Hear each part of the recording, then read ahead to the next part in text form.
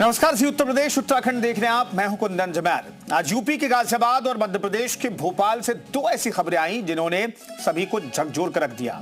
ये दोनों खबरें हर माँ बाप को सावधान करने वाली हैं। अगर आपके बच्चे भी मोबाइल से चिपके रहते हैं तो सतर्क हो जाएं, क्योंकि आज गाजियाबाद और भोपाल में जो कुछ हुआ वो दिमाग से ही नहीं जा रहा है।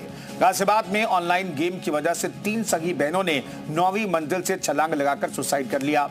तो वहीं मध्य प्रदेश की राजधानी भोपाल में 14 साल के बच्चे ने फ्री फायर ऑनलाइन गेम खेलने की लत में आकर खुदकुशी कर ली। दोनों ही घटनाओं ने गेम ऐप को लेकर बड़ी बहस छेड़ दी है। सवाल उठता है, ऑनलाइन गेम क्या डेथ गेम बन गए हैं? इसी मुद्दे पर आज चर्चा करेंगे, लेकिन सबसे पहले आपको एक रिपोर्ट दिखा दें।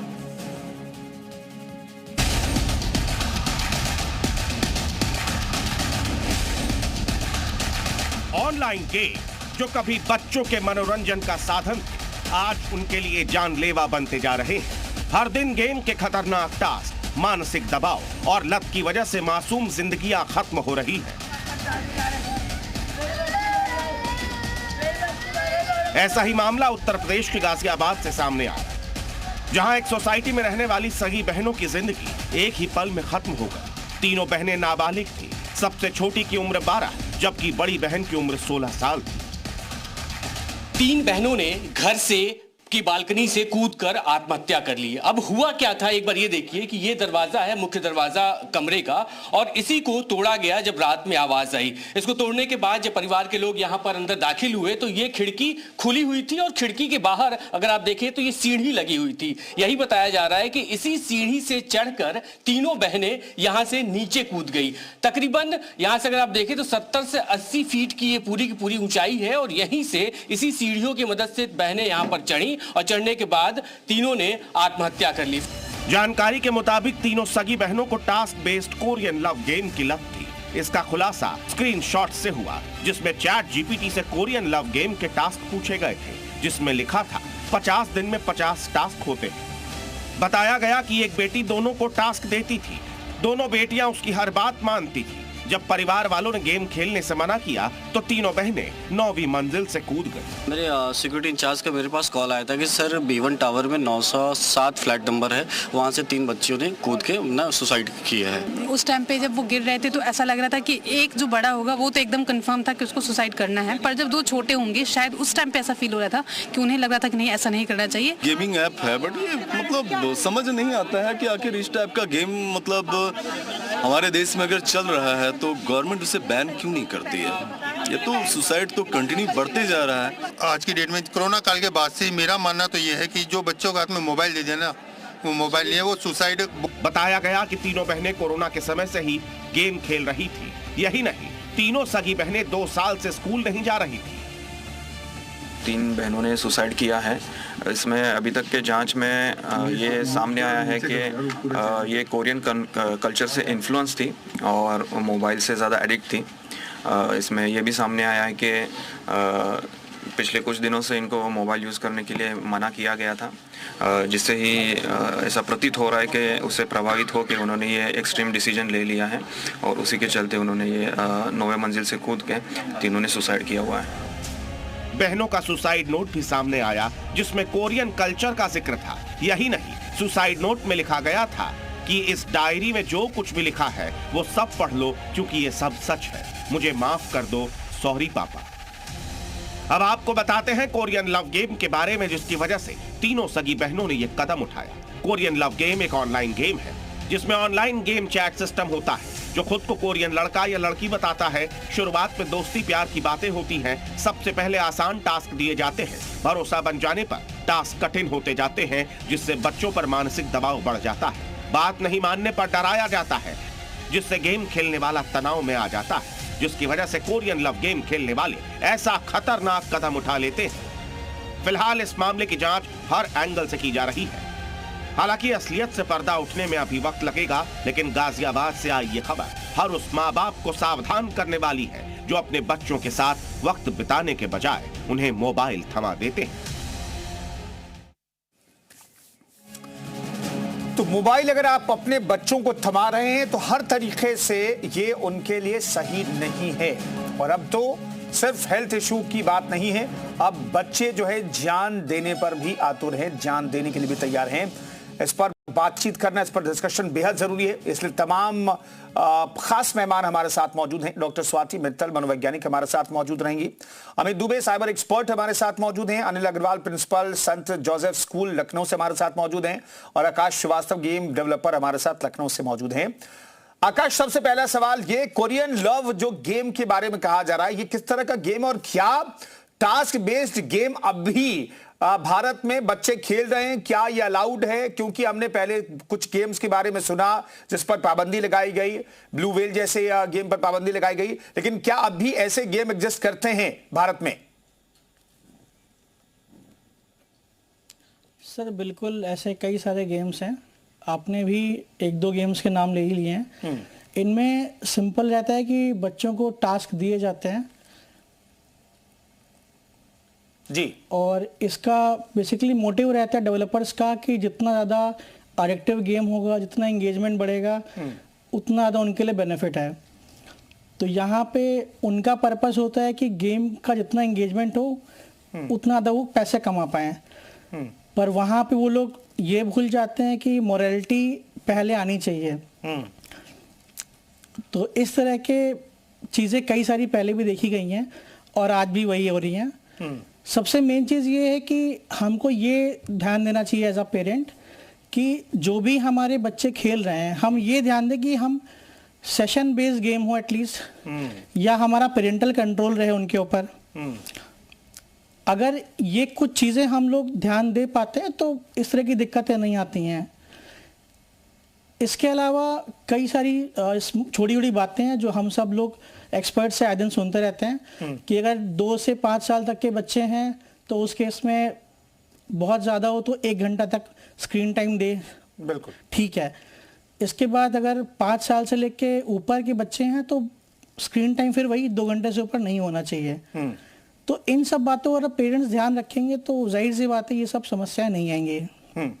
ठीक है, अनिल अग्रवाल जी हमारे साथ मौजूद हैं। अनिल जी, समझाइए कि आखिर जो आप स्कूल में तो चलिए मोबाइल अलाउड नहीं, लेकिन अब तो क्लासेस भी ऑनलाइन चलती है, तमाम अपडेट्स जो हैं मोबाइल पर दिए जाते हैं, बच्चों को सिलेबस भी मोबाइल पर आमतौर पर मिलता है। ऐसे में क्या बच्चों में मोबाइल को लेकर के एडिक्शन इस कदर बढ़ सकता है क्या, और क्या बढ़ रहा है कि वो अब जान देने के लिए भी तैयार हैं? अनिल अग्रवाल जी। नहीं, बिल्कुल सही बात आपने बोली है कि मोबाइल का एडिक्शन जो है वो लाइक अ ड्रग्स हो गया है। आज अगर किसी बच्चे से उसका मोबाइल ले लिया जाए तो वो ऐसे तड़पता है जैसे पानी के बिना मछली हो जाती है। बिल्कुल। और ये मोबाइल पे केवल असाइनमेंट और चीजें, देखिए पेरेंट्स को ये कहा गया डिजिटल डिवाइस लें, मोबाइल उनको एक सीधा सॉल्यूशन मिला तो उन्होंने मोबाइल पकड़ा दिया। बिल्कुल। बहुत सारे आसानी से सस्ते गैजेट्स आते हैं जिसमें आप रिस्ट्रिक्टेड यूसेस के साथ चीजें दे सकते हैं, लेकिन अगेन वही जो मैंने बात बोली कि मोबाइल एक इजी ऑप्शन रहा। बिल्कुल। अभी जैसे स्क्रीन टाइम की आकाश जी ने बात करी कि 2 से 5 साल का बच्चा हो 1 घंटा, 5 से 12 2 घंटे, मैं कहता हूँ इतना हो जाए ना तो सारी समस्याएं खत्म हो जाएंगी। नियम बड़े सारे हैं। सबसे बड़ी बात तो आप खुद देख रहे होंगे कि आज 3-6 महीने के बच्चे को, साल भर के बच्चे को मम्मी खाना खिलाने के लिए मोबाइल पकड़ाती है और उसमें गेम लगा होता है, बच्चा देख रहा होता है। बिल्कुल। जब ये स्थितियां हम लोग खुद, और यहाँ पर देखिए मैं दोष, जो घटना हुई है वो इतनी शॉकिंग है कि हम सब लोगों को, जो समाज के जिम्मेदार लोग हैं, उन सबको माफी मांगनी चाहिए कि ये क्यों हुआ। गलती चाहे शिक्षण संस्थानों की आप कह लें, चाहे पेरेंट्स की कह लें, चाहे सोसाइटी की कह लें, हम सब लोग आज दोषी हैं क्योंकि 3 बच्चियां 12, 14, 16 साल की उम्र की चली गई 9वीं मंजिल से, जो भी 90 फीट की, ऊपर से देखने में नीचे डर लगता है कैसे बच्चा कूद गया, मतलब क्या उसकी मनोदशा होगी पेरेंट्स। और देखिए 2 चीजें मैं आज आपके चैनल के माध्यम से बहुत स्ट्रेट गवर्नमेंट से डिमांड करूंगा। आपको बैन लगाना पड़ेगा, एज डिफाइन करनी पड़ेगी और इसको सख्ती से लागू कराना पड़ेगा। दूसरा, पेरेंट्स के लिए गाइडलाइंस बने, बच्चों के लिए समय निकाले, अगर बच्चों के लिए समय नहीं निकालेंगे तो बहुत दिक्कत होगी। तीसरा, आज आपके माध्यम से मैं हर स्कूल में ये चाहता हूँ कि साइकोलॉजिस्ट हर स्कूल में होने चाहिए, जो काउंसलर के रूप में हो, कंपल्सरी हो जाना चाहिए। और क्योंकि बच्चों की जो कभी भी कोई स्थिति होती है तो उसकी बॉडी लैंग्वेज चेंज होती है।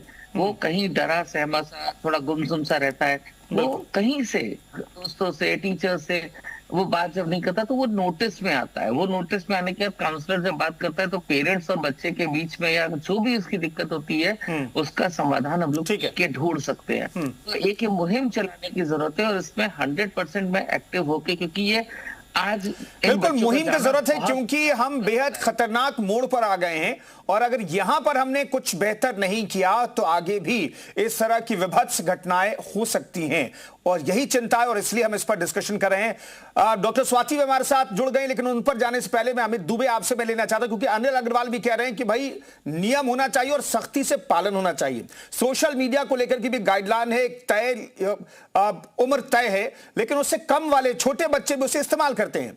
तो आखिर क्या किया जाए अमित दुबे जी कि छोटे बच्चे जो एडिक्ट हो रहे हैं गेम्स के, सोशल मीडिया के, उन्हें इससे दूर रखा जाए और एक निश्चित टाइम फ्रेम में ही उन्हें यूज करने दिया जाए?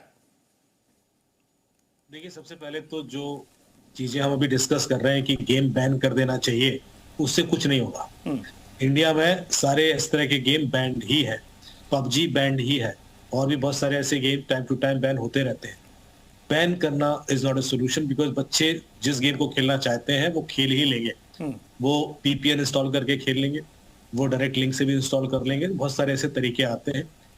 डिस्कॉर्ड करके एक ऐप आती है जो इनोनिमिटी देती है आपको। सारे टीनेज बच्चे आज की डेट में डिस्कॉर्ड पर हैं। जो चैट आप व्हाट्सएप पे नहीं करते हैं उस तरह की चैट डिस्कॉर्ड पर करते हैं। क्यों? क्योंकि डिस्कॉर्ड में आप छुपे हैं, किसी को नहीं पता कि आप कौन है और सामने वाले बच्चे को भी आप नहीं पहचान सकते। ऐसे में उसको इलीगल इस्तेमाल सबसे ज्यादा होता है। उस पर गेमिंग सर्वर बन जाते हैं, उसमें गेमिंग कंटेंट शेयर होते हैं, डायरेक्ट लिंक शेयर होती है जिससे बच्चे गेम डाउनलोड करके खेलते हैं। ये बैन होना चाहिए। पहले तो इसको रेगुलेट किया जाए और बैन से ज्यादा जरूरी है कि अवेयरनेस पेरेंट्स को भी पहुंचाई जाए। दूसरी बात जो मैं आपको बता दूं कि मेरे पास पिछले 1 महीने में कम से कम 9-10 केसेस ऐसे आए हैं जहां पर बच्चों ने सुसाइड किए या फिर डिप्रेशन में गए और एक्सट्रीम स्टेप उठाने की कोशिश की और अक्सर माँ बाप को पता ही नहीं है कि इसका कारण क्या है। केस मेरे पास जब आता है तो ऐसे आता है कि ये बच्चे का लैपटॉप है, ये टैबलेट है, ये उसका मोबाइल फोन था, ये उसका गैजेट्स था और हमें नहीं पता कि उसने सुसाइड क्यों किया। अब इसमें से ढूंढ के बताइए। जब हम इन्वेस्टिगेट करते हैं तो इस तरह के कोई गेम निकलते हैं, चाहे वो फ्री फायर गेम हो, चाहे वो रोब्लॉक्स हो, चाहे वो माइनक्राफ्ट हो। बहुत सारे ऐसे गेम्स हैं जिसमें बच्चे दूसरे गेमर से चैट कर सकते हैं और आप अपने बच्चे को अननोन व्यक्ति से रोड पर बात नहीं करने देंगे 2 मिनट, पर उसके हाथ में एक फोन दे दिया जिससे वो हजारों लोगों से बात कर सकता है जिससे आप किसी को नहीं जानते। ये इतना बड़ा खतरा है जो लोग समझ नहीं रहे। सबसे पहले तो ऐसा कोई गेम आपके फोन में होना ही नहीं चाहिए जिसमें चैट फैसिलिटी। क्यों बच्चों को एक्सपोज करना है किसी अननोन आदमी के सामने? वो क्या बात करेगा, उसके बाद उसके ऊपर क्या इन्फ्लुएंस आएगा। ये जो कोरियन लव गेम्स है, पहले मैं आपको बता दूं कि इसमें कोई ऐसी ऑप्शन नहीं होता सुसाइड का, इसमें कोई टास्क सुसाइड का होता नहीं है। लेकिन ये गेम आपको पीयर प्रेशर में डाल देता है। ये गेम आपको एम्बैरेसिंग सिचुएशन में ला सकता है। ये गेम आपको कई सारी ऐसी सिचुएशन में लाएगा जहां पर आपके अंदर डिप्रेशन आ जाए। ये कारण हो सकता है, पर इसमें टास्क ऐसा नहीं है कि आप सुसाइड कीजिए। तो पहले क्लैरिटी हो जाए। और वो तो किसी और गेम से भी हो सकता है। जो दूसरे गेम है उनका भी रिजल्ट यही रहा है। मेरे पास कई सारे सीनियर ब्यूरोक्रेट के भी ऐसे फोन आए जिन्होंने रात को 10 बजे बुलाया कि मेरा बच्चा विड्रॉल सिम्टम्स आ रहे हैं, उसको फोन ले लिया या इंटरनेट बंद कर दिया, अब वो घर में चीजें तोड़ रहा है, अब वो खाना बंद कर दिया उसने, या वो हिंसक हो गया है, या वो सुसाइड की धमकी दे रहा है। ये सारी चीजें हुई है और ये एक केस की बात नहीं कर रहा हूं मैं, पिछले 1 महीने में 8-10 केस है और मैं हर बार हर पॉडकास्ट चैनल पे बोलता रहा हूं कि ये सबसे बड़ी प्रॉब्लम है आज इंडिया की। यदि चाइना ने 45 मिनट के लिए इंटरनेट एक्सेस रेगुलेट कर दिया है टीनेज बच्चों को तो बहुत प्रोएक्टिव कदम है। ऑस्ट्रेलिया ने यदि रेगुलेट कर दिया है कि टीनेज बच्चों को इंटरनेट एक्सेस से ज्यादा नहीं होना चाहिए, भारत को भी 45 मिनट रेगुलेट करना पड़ेगा। और ये कैसे इंश्योर करेगा, पहले इस बारे में बात किया जाए। बिल्कुल अमित जी, बहुत महत्वपूर्ण बात आप कह रहे हैं कि भाई एक टाइम फ्रेम तो बनाना पड़ेगा। इसीलिए मैंने पूछा कि क्या कोई टाइम फ्रेम फिक्स होना चाहिए कि वे बच्चों को इतने देर के लिए मोबाइल दिया जाना चाहिए। इससे ज्यादा अगर आप देते हैं तो उसके परिणाम भी बुरे हो सकते हैं और वो दिख रहे हैं। डॉक्टर स्वाति हमारे साथ मौजूद हैं। डॉक्टर स्वाति, अब पहले तो हम चर्चा करते थे कि भाई बच्चे जो हैं अगर मोबाइल इस्तेमाल कर रहे हैं तो हेल्थ इश्यूज हो रहे हैं, बहुत सारे। अब हम डिबेट ये कर रहे हैं कि भाई बच्चे गेम खेलते खेलते खुदकुशी कर रहे हैं, लेकिन अब बड़ा सवाल है कि इन 3 बच्चों के शुरुआती तौर पर, चलिए पूरी जांच होगी और उसके बाद सच्चाई सामने आएगी, लेकिन शुरुआती तौर पर कहा जा रहा है कि पेरेंट्स ने मोबाइल देना बंद किया। इन 3 बच्चियां के बारे में परेशान होने की खबर आई और तीनों ने फाइनली खुदकुशी कर ली। तो विड्रॉल के बारे में भी जब आप तय करते हैं कि भैया आप बच्चों को नहीं देना है मोबाइल, तब भी आपको ज्यादा स्मार्ट और सेंसिटिव होने की जरूरत है। डॉक्टर स्वाति, पहले आपने बोला वो बच्चे 2 साल से स्कूल नहीं जा रहे। 2 साल से जब बच्चों के अंदर सिम्टम आने पहले से ही शुरू हो गए तो माँ बाप कहाँ थे? मोबाइल अगर आया है तो माँ बाप को अवेयरनेस होनी चाहिए कि मोबाइल कितनी देर देना है। सर ने बोला 45 मिनट्स। मेरा ये मानना है बच्चों ने सिम्टम्स तो आपको पहले ही दिखा दिया। Withdrawal from social people, withdrawal from family members, withdrawal from daily activity जिसमें स्कूल भी आता है। आप क्यों साइकियाट्रिस्ट के पास नहीं गए? यहाँ इतने लोग बैठे हैं, इनने ये बोला साइकोलॉजिस्ट के पास जाना चाहिए या साइकियाट्रिस्ट के पास जाना चाहिए, बट आज भी लोगों को पता ही नहीं है कब जाना चाहिए। क्या सुसाइड एक दिन का फैसला होता है? क्या जो सुसाइड करना चाहता है वो एक दिन में सुसाइड कर सकता है? वो मेंटल हेल्थ इश्यूज पहले से ही उसके अंदर सिम्टम्स आ गए हैं, बट हम लोग साइकियाट्रिस्ट के पास जाना नहीं चाहते बिकॉज साइकियाट्रिस्ट के पास सिर्फ पागल लोग ही जाते हैं, नॉर्मल लोग नहीं जाते। बिल्कुल, पहली बात। दूसरी बात, यहाँ पर जो ये बोल रहे हैं, मेरे पास पेरेंट्स आते हैं, हम कहते हैं मोबाइल देते क्यों है? क्यों आपने उनको मोबाइल दिया? नहीं, हमारे पास टाइम नहीं है। अगर टाइम नहीं है तो बच्चा पैदा मत करिए।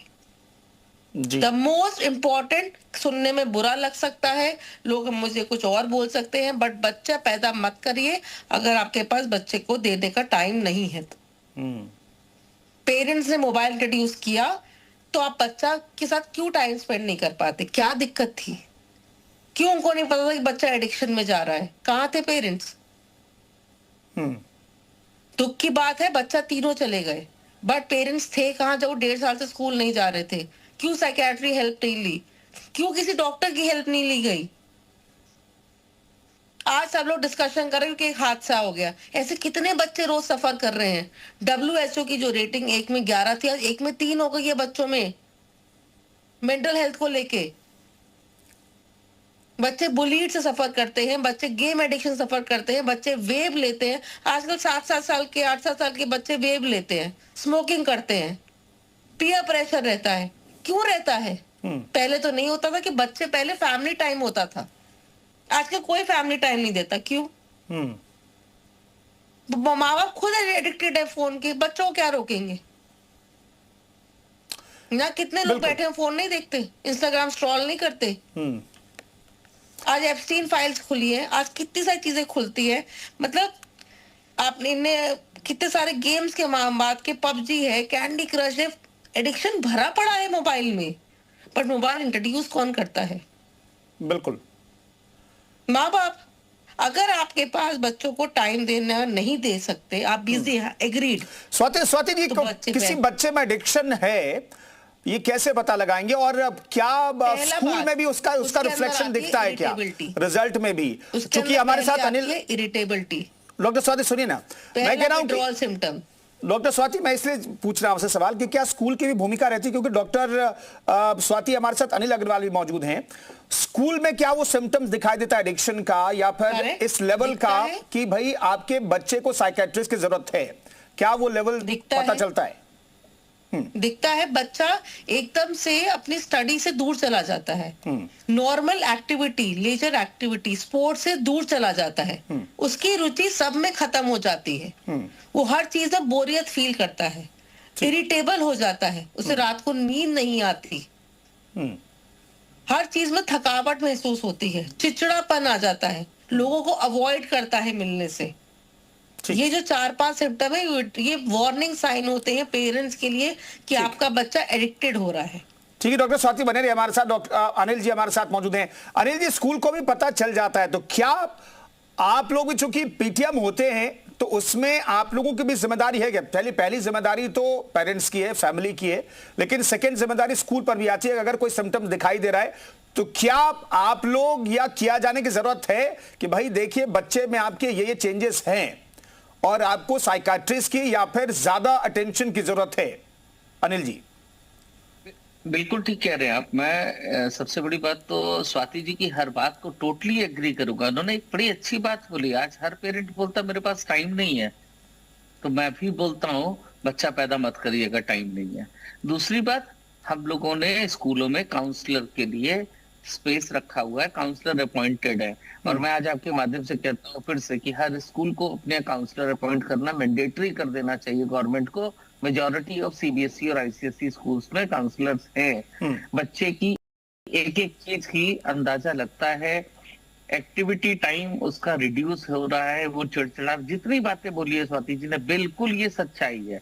और स्कूल इस पे नोटिस करके पेरेंट्स को पीटीएम में बच्चे के बिहेवियरल चेंजेस देखे, क्योंकि स्कूलों में बच्चे उस एज के, जो मैं बताया 10 से 16, 10 से 14 का और ज्यादा क्रूशियल टाइम होता है जब बच्चे में हार्मोनल चेंजेस आने बहुत सारी है, वो सारी चीजें शेयर की जाती है। देखिए यहाँ पर कोई भी चीज, नियम तो बने ही बने, साथ में सोसाइटी को, पेरेंट्स को, स्कूल को, सबको मिलके एक साथ खड़े होना पड़ेगा for the wellbeing of their own child. उसके लिए, क्योंकि हम एक दूसरे पे दोषारोपण करते रहेंगे, आपने ये नहीं किया, हमने ये नहीं किया, उन्होंने वो नहीं किया, तो ये हो गया, सॉल्यूशन नहीं निकल सकता। आज हर घर में स्क्रीन टाइम तो लिमिटेड करना ही करना है। नो मोबाइल जोन बनाने की जरूरत आ गई। 1 घंटा ना मम्मी यूज करेंगे, ना पापा यूज करेंगे, ना भाई, ना बहन, और सब लोग बैठ के बातचीत करेंगे। आज बातचीत नहीं होती, कम्युनिकेशन नहीं है, इसलिए ये सारी प्रॉब्लम्स आ रही है। बच्चा अपने दिल की बात नहीं कह सकता, उसके जो मेंटल स्ट्रेस हो रही है, किसी चीज से परेशान है, उससे कोई गलती हो गई है, वो शेयर कर दे तो किससे करे, क्योंकि कोई सुनना नहीं चाहता, टाइम नहीं है। मम्मी के पास जाएगा, वो कह देंगे मैं अभी बहुत बिजी हूँ, पापा के पास जाओगे मेरे पास यही काम बचा है क्या। जब वो इस तरह की 2-3 बार झिड़की सुन लेता है, तो उसके बाद वो शेयर करना बनता है, वो गुमसुम हो जाता है, चुपचाप हो जाता है, और धीरे धीरे चीजें बदलने लगती है। तो इसके लिए हम सब लोगों को, मैंने कहा ना, आज देश के हर व्यक्ति को अपने आप में शर्म भी आनी चाहिए, और सबको सॉरी बोलना चाहिए, क्योंकि गलती बिल्कुल हमारी जिम्मेदारी, इसलिए हम चर्चा कर रहे हैं। और इस महत्वपूर्ण चर्चा में फिर से आकाश श्रीवास्तव को मैं जोड़ना चाहता हूं। आकाश जी, हर चीज में नोटिफिकेशन आता है, पेरेंटल जो कह सकते हैं कि जिनका कंट्रोल होना चाहिए, पेरेंटल कंट्रोल होना चाहिए, वो किसी गेम में क्या बेहद नेसेसरी है और क्या उसकी कमी भारत में जो इस तरह के गेम खेले जाते हैं वो कमी आपको दिखाई देती है? क्योंकि हर चीज का नोटिफिकेशन आ जाता है, लेकिन आपका बच्चा, अगर आपने किसी बच्चे को दिया है फोन और कोई गेम ऐसा खेल रहा है या किसी दूसरे नंबर पर खेल रहा है, तो क्या पेरेंटल कंट्रोल के हिसाब से पेरेंट्स के पास नोटिफिकेशन जाना चाहिए? सर, जाना तो चाहिए। अभी अमित जी ने एक बात बोली थी कि गेम्स इंडिया में पहले से ही बैंड है। जब गेम्स इंडिया में बैंड है, ऐसी कोई पॉलिसी फॉलो नहीं होती इंडिया की, तो जाहिर सी बात है नोटिफिकेशन का भी ऐसे कोई पॉलिसीज अवेलेबल नहीं है अभी। गेम कंपनीज के लिए कुछ कंप्लाइंसेस होते हैं जो बेसिकली एज के हिसाब से ऐप्स बनाने को लेके होते हैं, जैसे आपका ESRB है, PEGI है। तो ये सारे कुछ स्टैंडर्ड्स होते हैं जो गेम कंपनीज को ध्यान देने चाहिए, जो कि काफ़ी हद तक नहीं दिए जाते हैं। अगर इंडिया में आप अब एग्जाम्पल के तौर पर ले लीजिए, जो गैम्बलिंग आज इंडिया में बैंड है, पर अगर आप सोशल मीडिया चलाते हैं तो कहीं ना कहीं आपको उसके एड्स दिख ही जाएंगे। बिल्कुल, क्योंकि लोग इंडिया में ना से ही बाहर अपनी कंपनियां खोल के यहाँ पे काम करते हैं आज भी वो सब। तो स्ट्रिक्टनेस की ही आवश्यकता है, गवर्नमेंट को कंप्लाइंसेस लाने होंगे। 45 मिनट्स वाली बात बहुत अच्छी बोली अमित जी ने, मैं फिर से कहूँगा। तो मेनली स्ट्रिक्टनेस के थ्रू ही parental control, parental guidance, school में टीचर के अवेयरनेस और इन सब चीज़ों पे ही ध्यान दे के ही चीज़ें पॉसिबल हैं। बिल्कुल। अमित दुबे जी, एक चीज और ये मैं जानना चाहता हूं कि हम देखते हैं कि गेम के एज लिमिट्स भी होते हैं, लेकिन जो 8 साल का बच्चा है वो 16 साल वाला गेम खेल रहा होता है, 18 साल वाला गेम खेल रहा होता है। आखिर इसे कंट्रोल करने के लिए कोई पॉलिसी है क्या इंडिया में? और क्या अगर हमने किसी गेम को डिजाइन किया है 8 साल के बच्चे के लिए, तो 8 साल का गेम खेले तो शायद उसमें कोई दिक्कत नहीं होगी, लेकिन 8 साल का बच्चा 16 साल वाला गेम खेल रहा है तो फिर तरह तरह के प्रेशर उसके ऊपर आएंगे, क्योंकि वो गेम खेल रहा है जीतने के लिए, कुछ बेहतर करने के लिए। तो क्या यहां पे कोई कंट्रोल है, कोई नियम है, या फिर उसमें बहुत लीनियंसी है? सर, ये जो इग्नोरेंस है हर चीज, हर कंटेंट को लेकर, ये जो इंस्टाग्राम पर 13 साल से कम उम्र का बच्चा अकाउंट नहीं क्रिएट कर सकता। मेरे पास इतने हैंडल आते हैं जो 13 साल से कम उम्र के बच्चों के इंस्टाग्राम अकाउंट खुले हुए हैं। इनफैक्ट 13 साल के ऊपर भी जो अकाउंट खुले हैं वो भी कई सारी बच्चियां हैं जो 14-15 साल की है, उनके बड़े ही ऑब्सीन वीडियोस आते हैं और जो उस एज ग्रुप में कोई रीजन नहीं बनता कि वैसे वीडियोस बनाने चाहिए उस एज ग्रुप। तो इंस्टाग्राम को खुद इस चीज को कई बार कोग्निजेंस लेना चाहिए जो नहीं लेता है।